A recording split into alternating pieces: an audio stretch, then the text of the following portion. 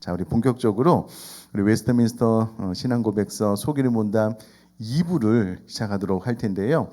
오늘 도덕법에 대해서 배울 텐데 마태복음 22장 37절로 40절까지 말씀을 우리 한 목소리를 한번 같이 읽도록 하겠습니다. 시작. 예수께서 이르시되 네.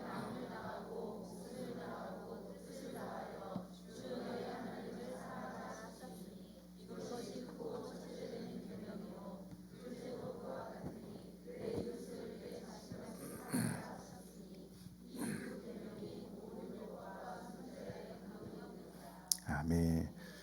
자, 제가 주로 읽어가면서 공부를 시작할 텐데요. 제가 한번 읽어보겠습니다. 소기의 문답의 2부를 배우는데요. 성경에서 주로 가르치고자 하는 두 가지 큰 주제 중에서 두 번째 두 부분이 시작되었습니다. 사람의 존재 목적은 하나님을 영원롭게 하는 것과 그를 영원토록 즐거워하는 것입니다. 소기의 문답 1문에서 이미 배웠는데요. 그것을 위해서, 즉 하나님을 영원롭게 하고 영원토록 그를 즐거워하는 것이 가능케 되기 위해서 하나님께서는 인간에게 자신의 뜻을 계시해 주셨다는 거예요. 그 계시된 뜻에 순종할 것을 요구하셨습니다. 이 순종할 것, 이것이 무엇인가를 배우는 것이 소기의 문답 2부라는 겁니다. 자, 그렇다면 계시된 뜻이 무엇일까요? 그것을 어디서 발견할 수 있습니까? 당연히 성경에서만 발견할 수 있는 것입니다. 따라서 소기의 문답 2부에서 배우는 인간의 의무 역시 이제 우리가 무엇을 해야 하나 보다 라고 생각할 것이 아니라 하나님을 아는 지식의 또 다른 측면이다라고 생각을 하면 되고요. 성경에 다 나와 있는 내용입니다. 자, 그러므로 사람이 어떻게 살아야 하는 것일까? 라는 질문에 대한 대답은 인간 세상에서 찾는다고 해서 발견되거나 스스로 추구한다고 해서 깨닫게 되는 것이 아닙니다. 그것은 오직 하나님께로부터 오는 것입니다. 그리고 하나님께로부터 우리에게 온 것이 무엇이라고요? 성경입니다. 하나님의 말씀. 그러므로 여러분, 하나님을 영화롭게 하는 것, 영원토록 그분을 즐거워하는 것은요, 아무리 저 산속에 들어가서 내가 사색을 깊이하고 세상의 모든 책을 다 통달하여도 알 수 없습니다. 오직 무엇을 통해서 알 수 있다고요? 성경, 하나님의 말씀을 통해서 알 수 있다라는 것을 우리가 이미 배웠습니다. 자, 그러면 39문, 40문을 오늘 배울 텐데요. 39문의 질문이 무엇이냐면 하나님께서 무슨 의무를 사람에게 요구하시나요? 이렇게 질문을 해놓고요. 그 답으로 하나님께서 사람에게 요구하시는 의무는 그가 나타내신 뜻대로 순종하는 것입니다. 이게 대답이 긴데요. 그냥 그가 나타내신 뜻대로 순종하는 것, 그것이 사람을 향한 하나님의 의무, 요구라는 것입니다. 이어서 40문에서요. 하나님께서 사람에게 그의 순종의 규칙으로서 처음 나타내는 것이 무엇인가요? 이 답이 좀 되게 길게 나와 있는데 답은 그냥 도덕법입니다. 그러나 답을 읽어보면 하나님께서 사람에게 그의 순종의 규칙으로 처음 나타내신 것은 도덕법입니다. 답은 도덕법이에요. 근데 이제 풀어서 이렇게 이야기를 해놓고 있는데 그 밑으로는 39문, 40문에 대한 해설입니다. 39문의 답을 보면은요, 하나님께서 사람에게 요구하시는 의무는 그가 나타내신 뜻대로 순종하는 것이다 라고 되어 있기 때문에 나타내신 뜻이 무엇인가 그 부분부터 설명을 해주고 있습니다. 우리는 가정, 교회, 사회 속에서 하나님의 뜻에 합당한 삶을 살기를 원합니다. 하나님께서는 그런 우리에게 하나님께서 원하시는 인간의 수준이 어떠한 것인지를 도덕법을 기준으로 정하십니다. 그런데 여기서 짚고 넘어가야 할 중요한 사실이 하나 있습니다. 그것은 하나님께서 자신의 뜻을 우리 인간에게 친히 나타내셨다라는 것입니다. 이것이 왜 중요한 사실이 될까? 이 페이지 보시면은요. 하나님은 어떤 사람들이 생각하든 저 멀리 올림포스 산 위에 마치 무지개 건너 구름 저편에 계신 것처럼 낯선 분이거나 우리와는 전혀 상관이 없는 관념적인 존재가 아닙니다. 가끔 하나님이 참 좋으신 분이고 전능하시고 나를 창조도 하시고 구원도 하시고 다 하신 것은 알겠는데 그래서 어쨌다는 거냐? 하나님과 나는 웬일인지 자꾸만 멀어져 가는 것처럼 느낍니다. 라는 이야기를 종종 듣는다는 거예요. 왜 그런가? 아마도 하나님은 신이시고 모든 것을 주관하시고 계획하셨고 실행하셨던 하여튼 어마어마하게 높으신 분이라는 가르침을 반복해서 듣다 보니 우리의 부족한 마음속에 어쩌면 두렵고 먼 존재에 대한 낯설음만 더 커지기 때문이 아닐까 싶습니다.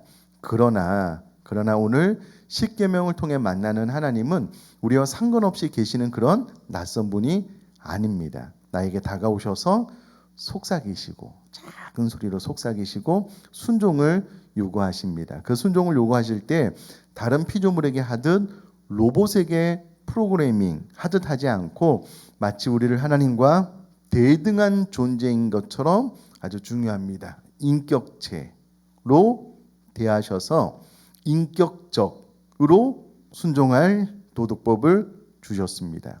앞에 가로는 인격체로 대하셔서 인격적으로 순종할 도덕법을 주셨습니다.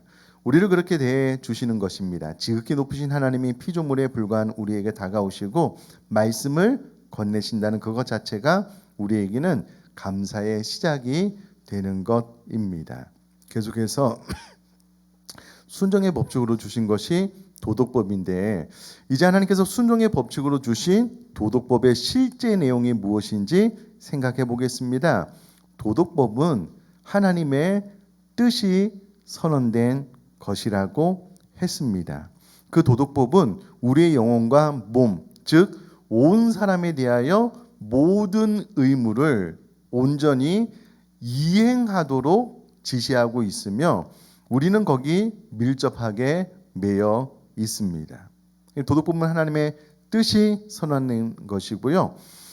그 도덕법은 우리의 영혼과 몸, 즉 온 사람에 대하여 모든 의무를 온전히 이행하도록 지시하고 있다라는 거예요. 쉽게 말하자면 우리가 그냥 멋대로 사는 존재가 아니라 하나님의 뜻에 순종하며 살아야 하는 존재인데 그 하나님의 뜻이 무엇인지 알려주시려고 무엇을 주셨다고요?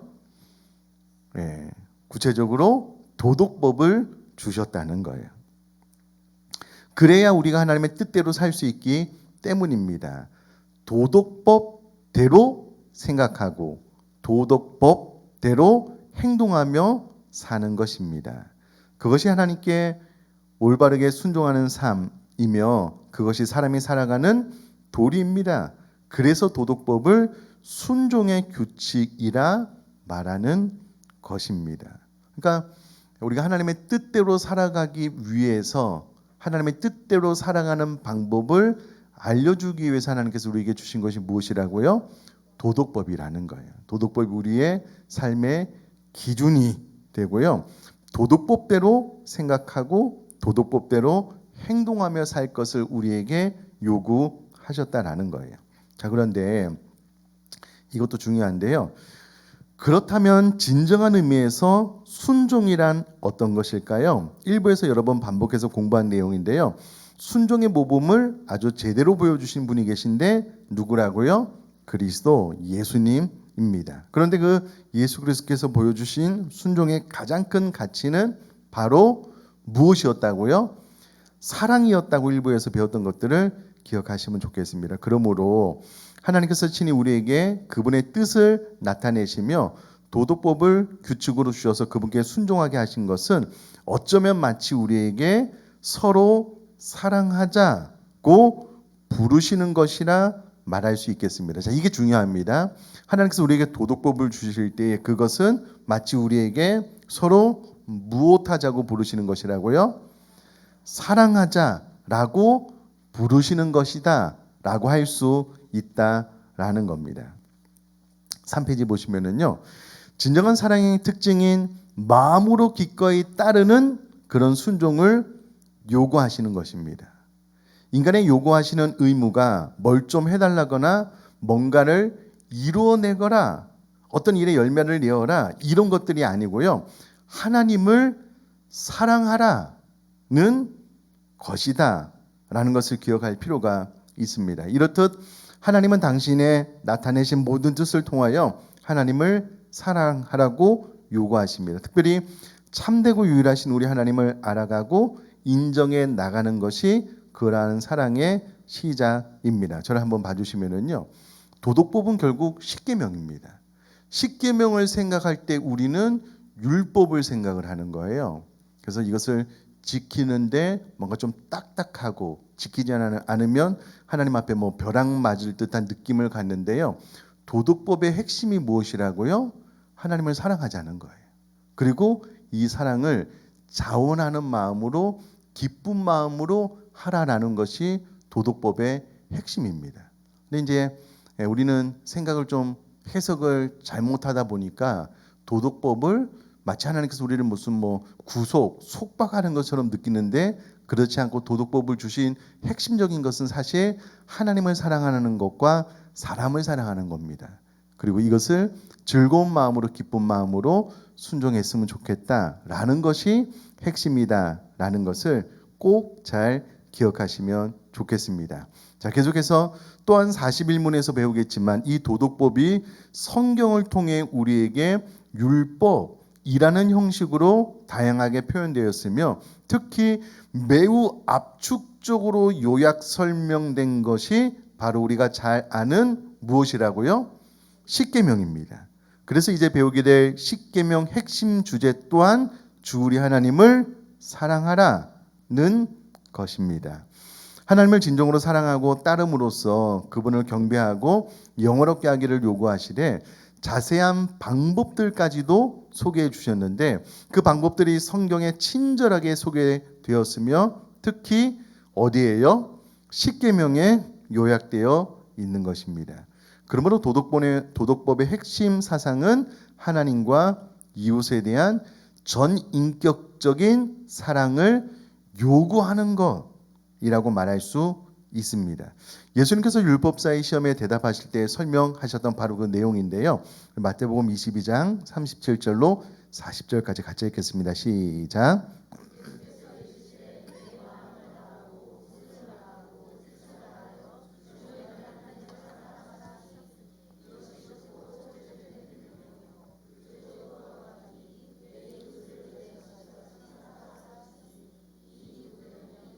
율법과 선지자의 강령이니라.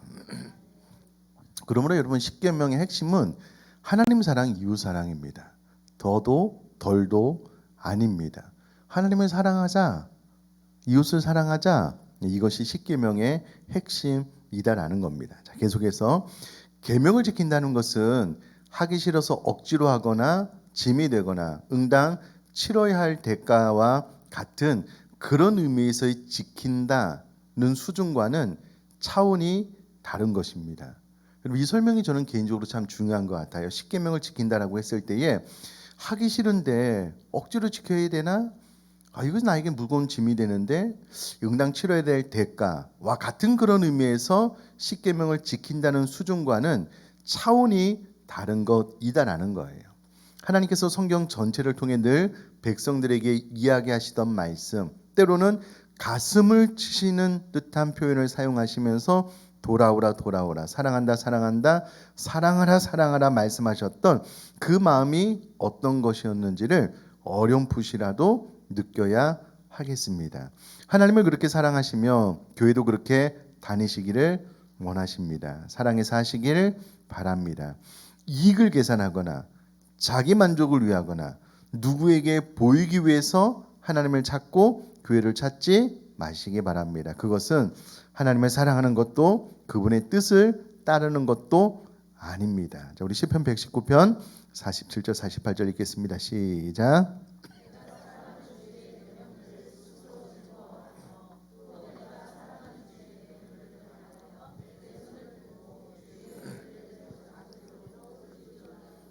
아멘.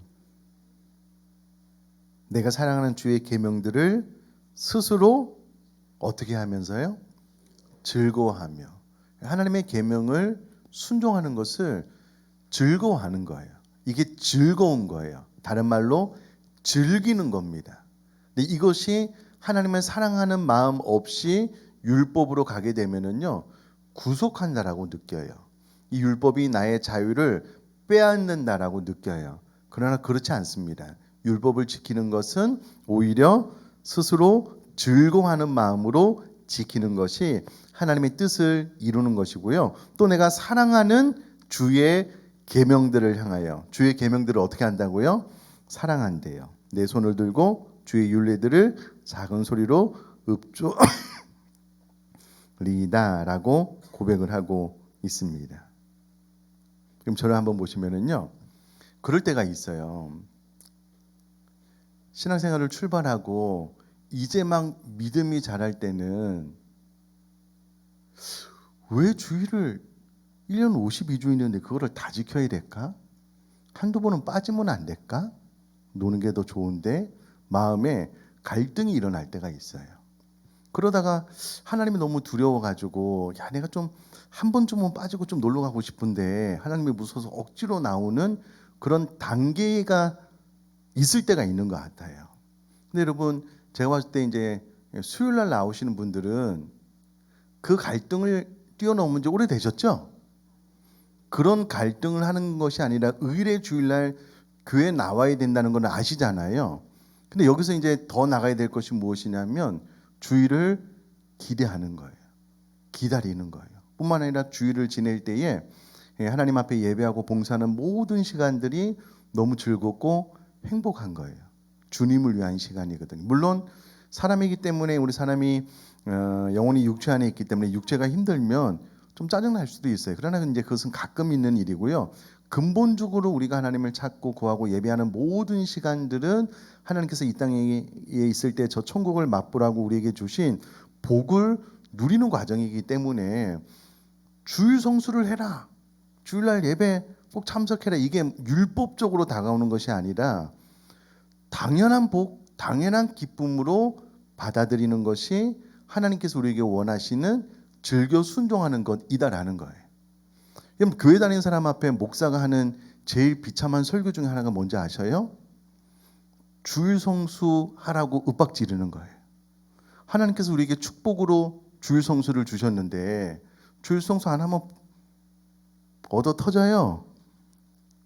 이렇게 설교하는 거예요. 물론 그렇게 설교해야 될 때도 있지만 저는 좀 되게 좀 안타까울 것 같아요. 하나님의 마음이. 예를 들어서 여러분 얼마 전에 이제 오늘도 우리 아내랑 결혼해서 산 지가 28년 됐죠? 그죠? 아주 오래 됐더라고요. 그래서 이제 그냥 넘어갈 수 없잖아요. 용돈을 막 끌어모아서 이제 1박 2일로 다녀왔는데 제가 우리 아내에게 28주년 결혼 기념일인데 딴 생각하지 말고 꼭 참석해. 안 하면 죽어. 이렇게 해서 우리 아내가 참석했다라고 생각을 해봐요. 그게 뭘까요? 설명이 좀 안 좋았나 봐요. 그게 뭘까요? 그렇게 말하면 안 되는 거잖아요. 똑같은 겁니다. 주일 성수 안 하면 혼나요. 막 윽박질러야 되고 막 너무 비참해요. 너무 안타까워요. 율법은 그렇게 지키는 것이 아니에요. 정말 우리를 구원하신 하나님의 은혜에 감사해서 자발적으로.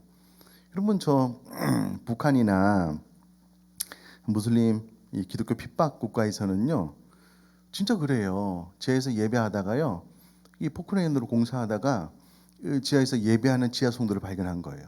총살해서 죽여요. 그래도 예배해요. 주일날 예배하는 것을 그 누구도 막을 수 없어요. 자신의 생명보다 더 기쁜 거예요. 행복한 거예요. 이게 우리가 율법을 지키고 하나님의 말씀을 지키는 바른 자세라는 거예요. 아이고 뭐 예배는 이렇게 말을 해도 안 듣고 또 계속 말을 해야 되고 사실 좀 안타까운 것 같아요. 성경이 말하는 바른 신앙생활의 태도 자세가 아닙니다. 성경은 정확하게 내가 사랑하는 주의 계명들을 스스로 즐거워하는 거예요. 그걸 지키는 것이 율법의 어떤 속박이 아니고요. 행복이고 하나님께서 우리에게 주신 이 복을 누리는 거라는 거예요. 이런 것들을 소규리 문답에서는요. 차근차근 어릴 때부터 잘 가르쳐요. 자, 계속해서 정녕 그분께 순종하는 것만으로 곧 나에게 복이라고 말할 수 있습니까? 그분께 순종함이 내게 복이라 고백할 수 있을까요? 아직 잘 모르겠고 잘 안 될지라도 최소한 우리가 지향해야 하는 삶이 어떠한 것이구나, 적어도 어떤 방향을 바라보아야 하는 것이겠구나 정도는 깨닫고 다짐하는 시간이 되었으면 합니다. 그것이 소결의 문답 2부를 출발하는 우리가 바로 당신이 갖게 될 감사와 기쁨의 핵심입니다. 머리로 깨닫고 가슴으로 느끼고 손발로 행할 바입니다. 다른 것이 아닌 바로 그것을 핵심으로 잡으시기 바랍니다. 자, 계속해서요. 도덕법의 대상을 39문에서는요. man이라는 단어를 써서 모든 사람이다라고 이야기를 했는데요. 이것은 남자라는 말도 아니고 흔히 오해하듯이 하나님의 뜻을 따르고자 하는 택한 백성들을 의미하는 것도 아닙니다. 단어 그대로 모든 사람, 곧 인류를 의미합니다. 이 땅에 존재하는 모든 사람들이 하나님께서 허락하신 이 도덕법 10계명을 지켜야 될 대상이다라는 거예요. 여러분, 여기서 중요한 포인트가 있습니다. 예수 믿는 사람들만, 거듭난 사람들만 도덕법을 지켜라가 아니고요. 이 땅에 존재하는 모든 사람들은 10계명 도덕법을 지켜야 된다. 그 규범으로 하나님께서 우리에게 율법 말씀을 주셨다라는 겁니다. 그게 무슨 말일까? 세상 사람들에게 어떤 의미가 있을까? 다 의미가 있습니다. 뒤에 가서 배우게 될 거고요. 밑에 보시면 어렸을 때 자주 하는 질문이 있습니다. 중고등부 학생들도 하는 질문인데 사실 성인이 되더라도 그 대답이 해결되지 않은 사람이 분명히 있으면서도 차마 겉으로 표현하지 않는 마음속 질문입니다. 어차피 지옥 갈 사람들이라면 아무렇게나 살아도 되는 것 아니야? 교회 안 다니는 사람들은 하나님 말씀대로 안 살아도 되니 편하겠네? 이런 생각들.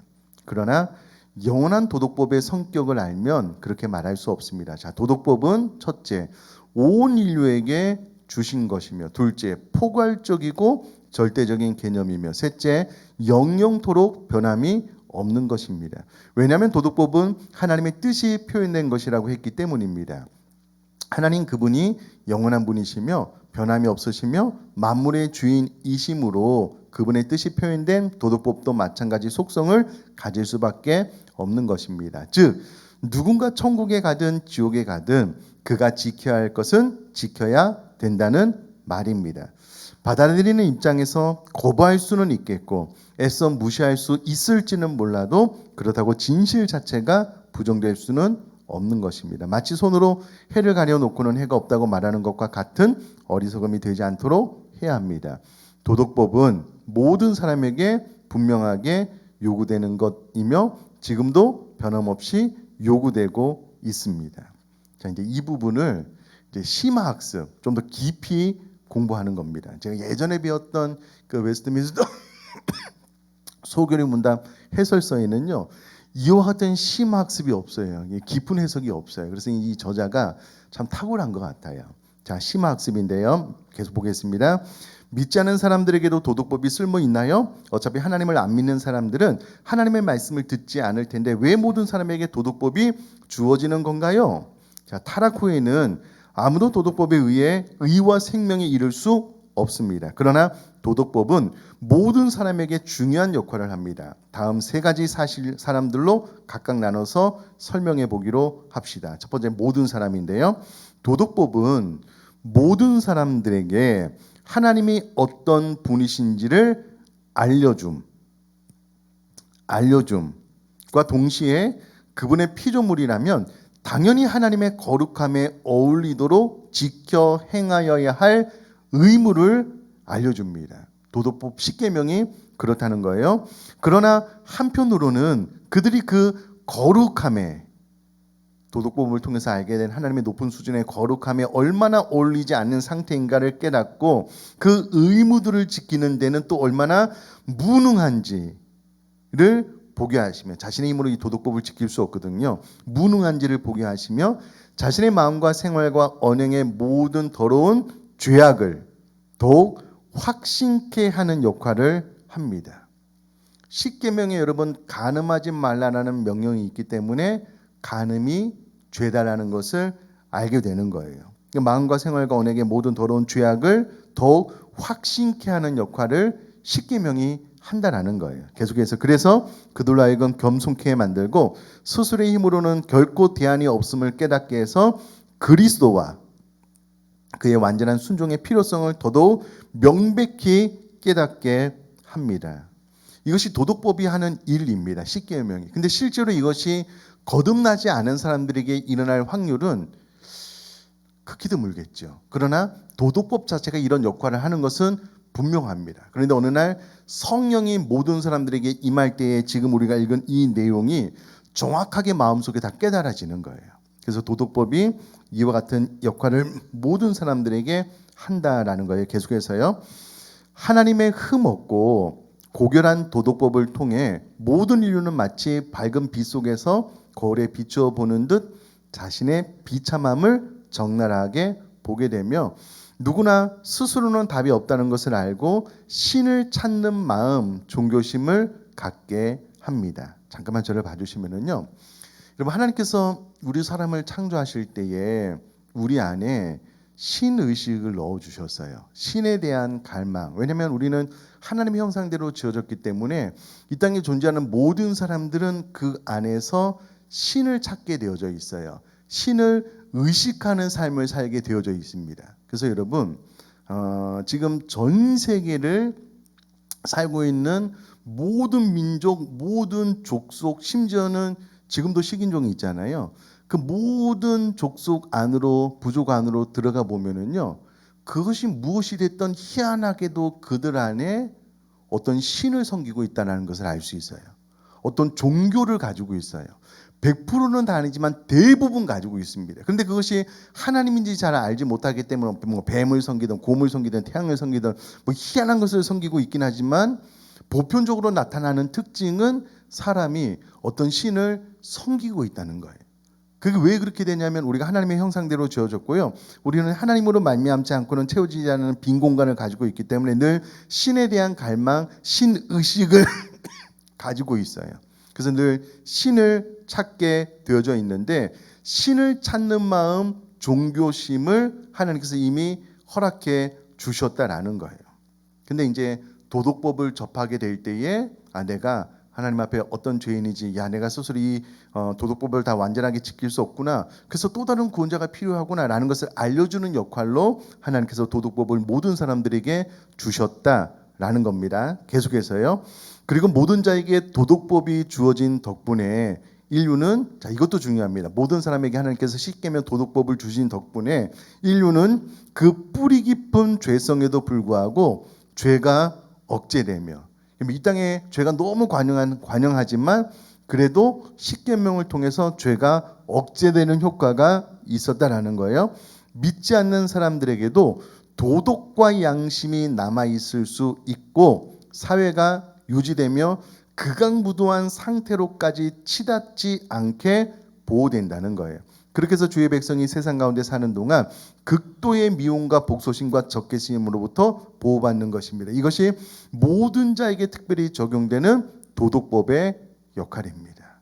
그러니까 세상 사람들이 우리가 믿고 순종하는 만큼의 이 십계명을 이해하지는 못하지만 그래도 세상 사람들도 십계명에 간음하지 말라라는 계명이 있으므로 간음이 죄다라는 것을 도덕적으로 인식을 해요. 물론 우리나라 이제 형법으로서는 이 간음죄가 폐지되었지만 그래도 사람의 마음, 도덕과 양심 안에는 그렇게 사람이면 그렇게 배우자 말고 외도를 하면 안 되겠지라는 그 양심의 가책을 통해서도 이 십계명을 벗어나지 않게 하는 역할을 하나님께서 이미 이 십계명을 통해서 도덕법을 통해서 우리 사람에게 하셨다라는 거예요. 그래서 여러분 극악무도한 죄인이라고 할지라도 일말의 양심이 있고요. 극악무도한 죄인이라고 할지라도 그래도 보편적인 이 선에 대한 개념이 있는데 이 모든 것들이 다 하나님께서 모든 사람에게 도덕법을 주셨기 때문에 나타나는 영향력이다라는 거예요.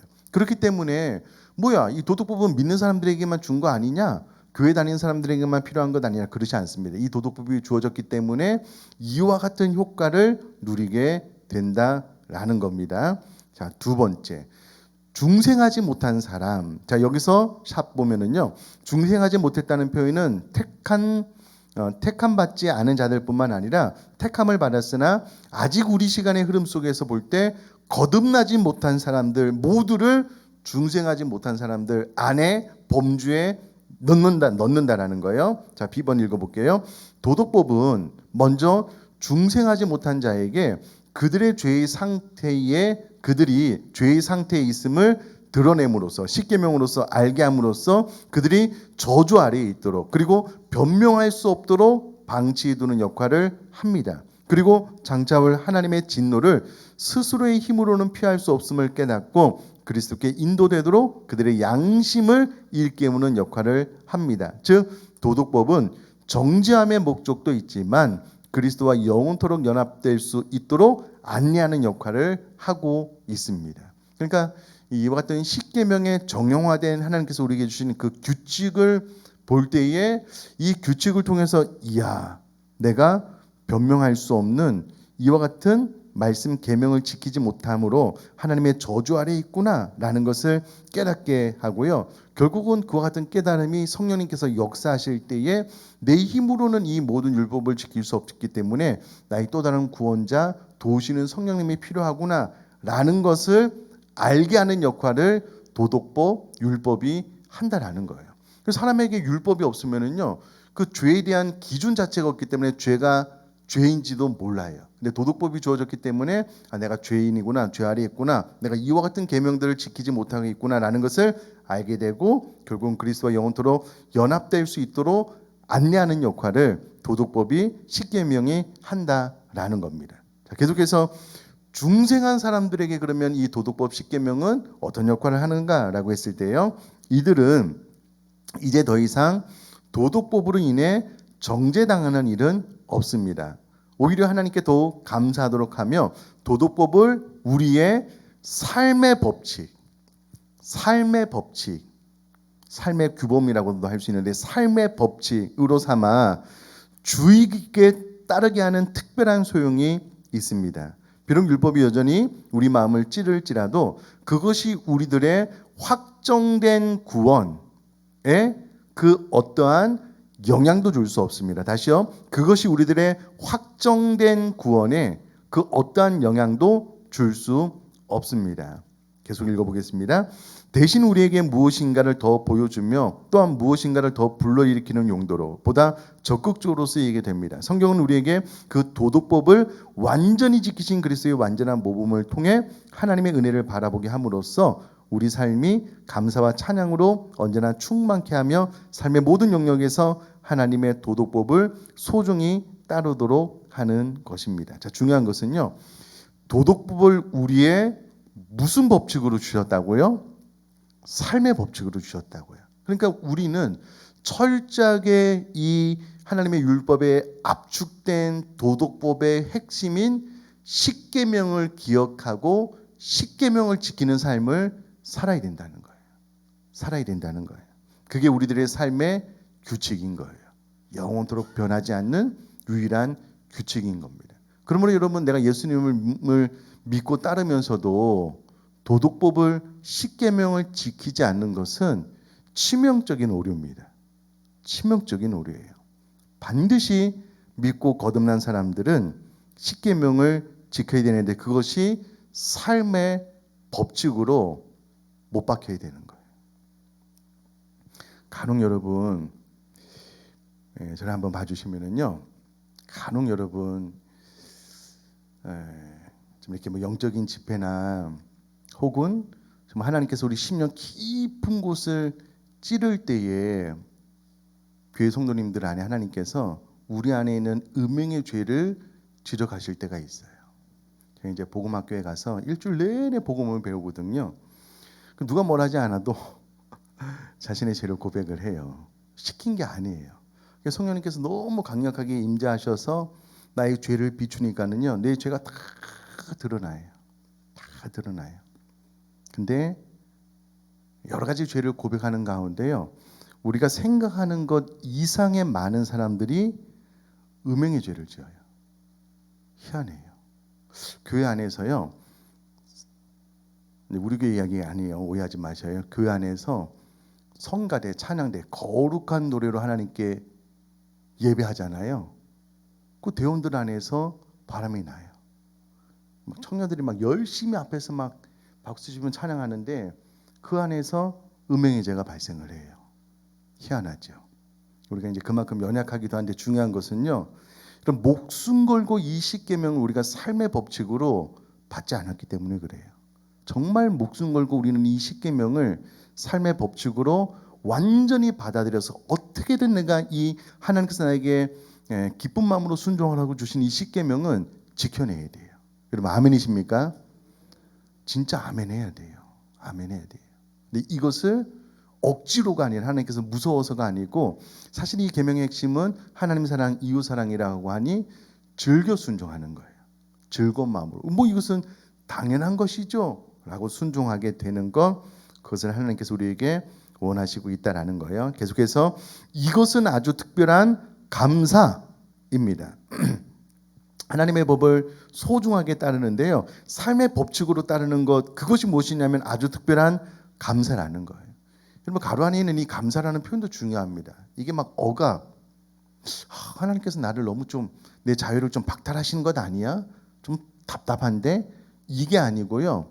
감사라는 거예요. 감사. 이전에 좋던 것이 이제는 싫어지면 이전에는 죄가 좋았는데요. 이제는 죄 지는 것이 싫어요. 옛날에는 죄 지는 것이 너무 달콤했는데 이제는 이해가 안 돼요. 그렇게 하고 싶지 않아요. 이전에 싫던 것이 이제는 좋아집니다. 이전엔 막 예배드리고 성결교라 그러면 막 싫었는데 이제는 그게 너무 좋아지는 거예요. 찬양하는 거. 부족한 나의 모습을 아파하지만 그러나 내 안에서 새 소망을 주시는 성령님의 신실하심을 알기에 좌절하지 않습니다. 하나님의 이런 변화를 통해 우리가 그리스도께 얼마나 강력하게 하나로 묶여 있는지를 보여주십니다. 또 그 사실이 필연적으로 우리를 감사로 이끌며 도덕법을 우리 삶의 규범으로 삼도록 하십니다. 게다가 그 규범이 마치 가이드북처럼 세세하게 표현되어 있다는 것, 이것이 거듭난 삶을 살기 원하는 우리에게 더욱 소중한 감사이며 대안이 될 수 있는 것입니다. 자, 그러면 이제 조금 더 부연 설명으로서요. 칼빌이 말하는 율법에 세 가지 사용법이 있다라는 거예요. 그 첫 번째 용도가 무엇이냐면 죄를 깨닫게 하고 죄를 억제하게 한다는 거예요. 지금까지 배운 바 바로 그 내용입니다. 율법이 있기 때문에 율법으로 말미암아 우리가 죄를 죄로 알게 돼요. 그래서 죄를 억제하는 효과가 있다라는 거예요. 율법이 그렇게 사용되고 있다라는 거예요. 율법의 제2 용도는 스스로 자신을 어찌할 수 없음을 깨닫고 그리스도에게 눈을 돌리도록 안내한다는 거예요. 다시요. 스스로 자신을 어찌할 수 없음을 깨닫고 그리스도에게 눈을 돌리도록 안내한다라는 거예요. 그 밑에 성경 구절이 나와 있지만은요. 로마서 7장 24절 보면 오라 나는 공고한 사람이로다 이 사망의 몸에서 누가 나를 건져내랴. 암만 노력을 해봐도 이 율법을 완전히 지킬 수 없는 거예요. 그래서 좌절하고 실망하느냐? 그렇지 않고 나의 힘으로는 할 수 없으니 그리스도가 필요하구나. 그리스도에게는 눈을 돌리도록 안내하는 역할을 율법이 한다라는 거예요. 율법의 제3용도 삶의 규범으로서 거룩을 추구하고 사랑하며 즐거운 마음으로 율법을 따르도록 한다라는 거예요. 율법을 또 이것을 하나님께서 우리에게 기대한다라는 겁니다. 참 중요한 표현은 삶의 규범입니다. 하나님의 말씀은 우리들의 삶의 뭐라고요? 규범인 거예요. 정도인 겁니다. 진리인 거예요. 진리인 거예요. 자, 밑에 있는 성경 구절 같이 한번 읽어보겠습니다. 시작. 오라 나는 공고한 사람이로다.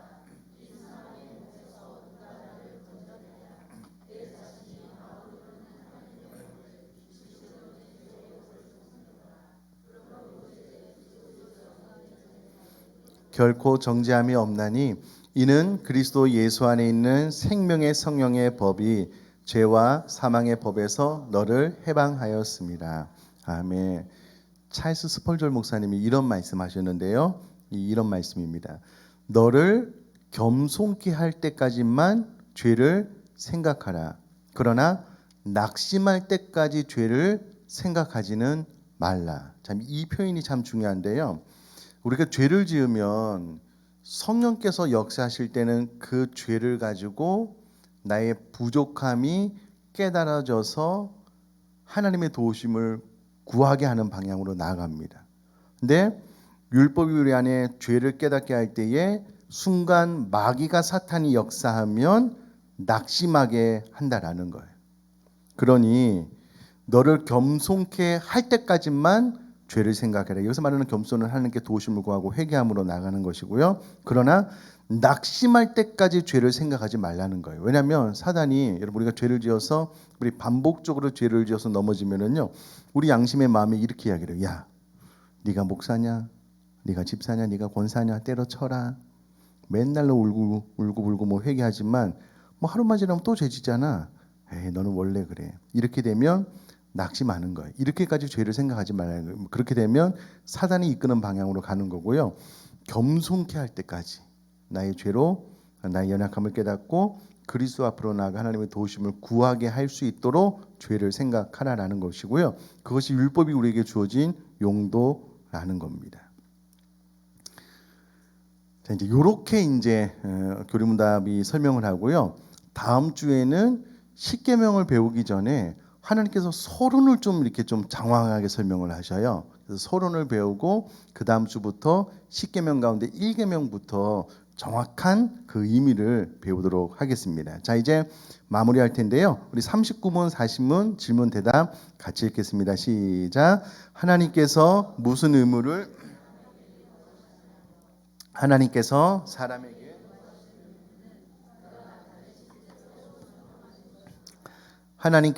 사람에게 그의 순종의 규칙으로서 처음 나타내신 것이 무엇인가요? 하나님께서 사람에게 그의 순종의 규칙으로서 처음 나타내신 것은 도덕법입니다. 39문 40문만 보면 너무 간단하죠. 심플하잖아요. 근데 이 저자가 참 깊이 좀 넓게 폭넓게 설명을 잘해주는 것 같아요. 아마 댁에 돌아가셔서 기억이 가물가물할 때마다 쭉 읽어보시면 알 수 있는 내용으로 편안하게 요약을 해놨으니까 꼭 그렇게 하셨으면 좋겠고요. 지금까지 배웠던 것 중에 가장 핵심적인 내용은 율법은 삶의 규범입니다. 하나님께서 우리에게 십계명을 통해서 우리가 말씀하신 것이 내 삶의 유일한 규범, 규칙임을 깨닫고 그대로 살아갈 수 있는 은혜가 부어질 수 있도록 배운 바대로요. 한 1분만 기도하고 제가 마무리 기도하도록 하겠습니다. 기도하겠습니다.